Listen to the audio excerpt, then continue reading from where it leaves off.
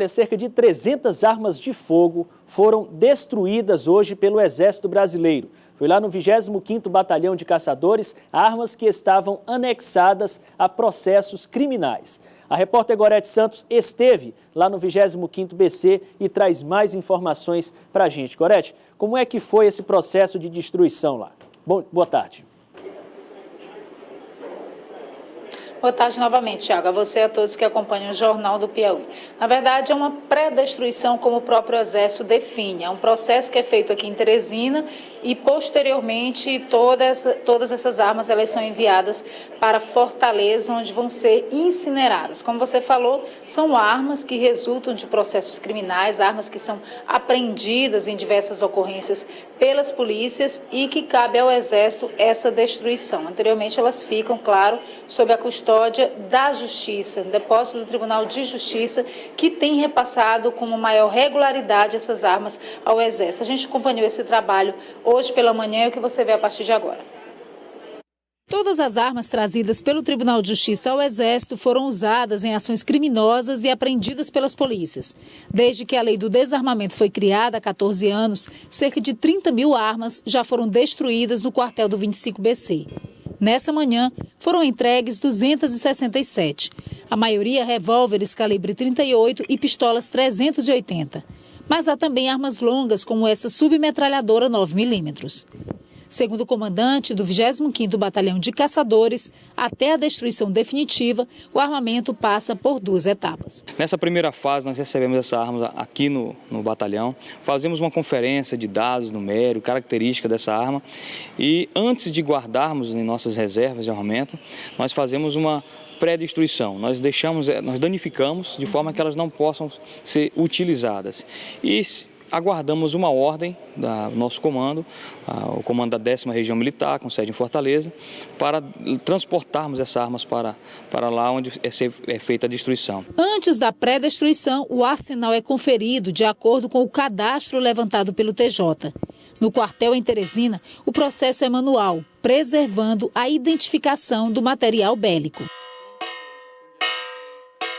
O Tribunal de Justiça tem encaminhado as armas ao Exército com uma regularidade maior, medida adotada para evitar o risco de voltarem a ser utilizadas por bandidos. No Piauí, vários depósitos da Justiça já foram invadidos e armas sob processos penais resgatadas. Esse oficial que trabalha no TJ explica que a Justiça não precisa esperar o processo ser transitado em julgado para condenar a arma ao desuso. A Polícia Civil manda um inquérito para o Judiciário, que é transformado em processo, e daí há todo o trâmite do processo. Mas enquanto há esse trâmite, a Corregedoria envia essas armas para o Exército para destruição. Então a resolução CNJ, amparada na Lei de Desarmamento, essas armas são enviadas assim que ser feito o laudo pericial e que o juiz não precise mais dela, elas são enviadas para o Exército para destruição. Outra vantagem é o reaproveitamento das armas pelas polícias. Um decreto federal em vigor há 1 ano desburocratizou o processo de doação. A solicitação é feita pelas forças de segurança ao Exército e autorizada pela Justiça, seguindo alguns critérios. As armas longas são espingardas, carabinas, fuzis e metralhadoras. Elas não serão pré-destruídas pelo Exército. Existe uma nova legislação que nos ampara a não destruir. Trimestralmente, a gente vai encaminhar um relatório de todas essas armas que não foram destruídas para a Fortaleza, que, por conseguinte, encaminha para a Secretaria Nacional de Segurança Pública, que colocará essas armas à disposição dos órgãos que assim o queiram.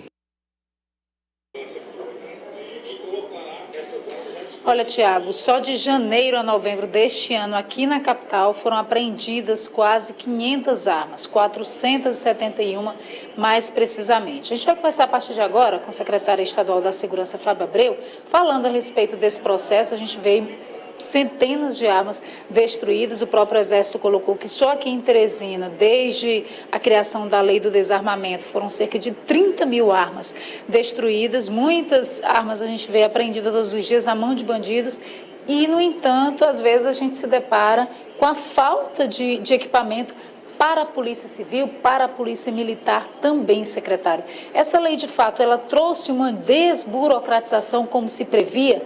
para que a polícia, de repente, possa se equipar melhor diante dessas apreensões? Boa tarde. Boa tarde, Tiago, boa tarde ao Piauí. Na verdade, ela fez acrescentar a burocracia, né? Porque anteriormente a apreensão de uma arma, do entendimento do juiz que ficava sob a responsabilidade daquele processo, ele colocava essa arma à disposição da polícia.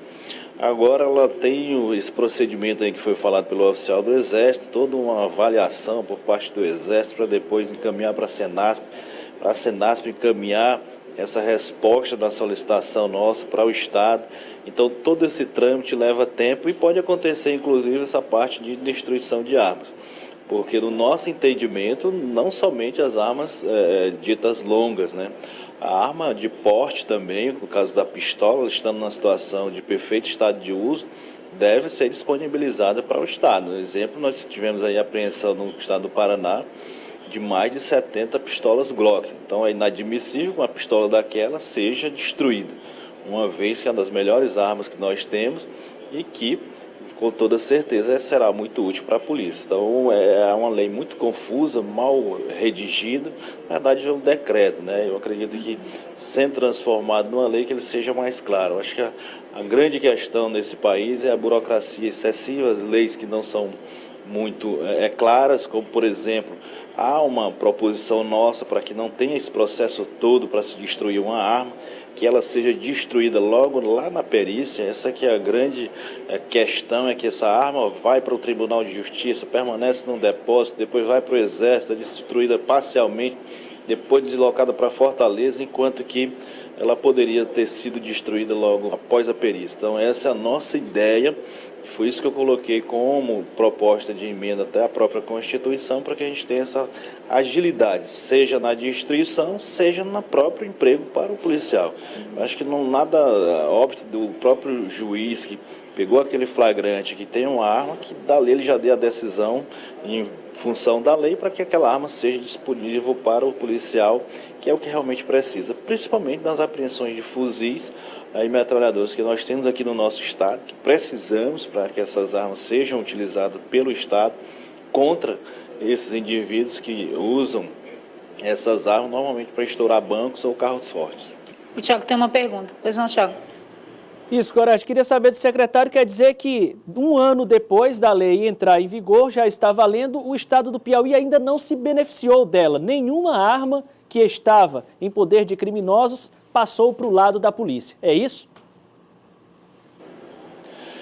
Eu ainda adianto, Tiago, que essa lei posta em prática, essa lei, esse decreto, imediatamente nós tivemos uma apreensão aqui de um carro de um caminhão que estava transportando os fuzis. Imediatamente nós já fizemos essa solicitação, para você ter uma ideia da demora que está com relação à resposta e a possibilidade de nós já estarmos utilizando essas armas. Então, é um exemplo de que logo em seguida mesmo a publicação dessa norma, nós já solicitamos e até hoje nós não conseguimos a resposta a respeito da autorização para nós utilizarmos essa arma. Então, é algo que a gente pretende e tem o objetivo de otimizar essas decisões para que a gente tenha a utilização dessas armas imediatamente.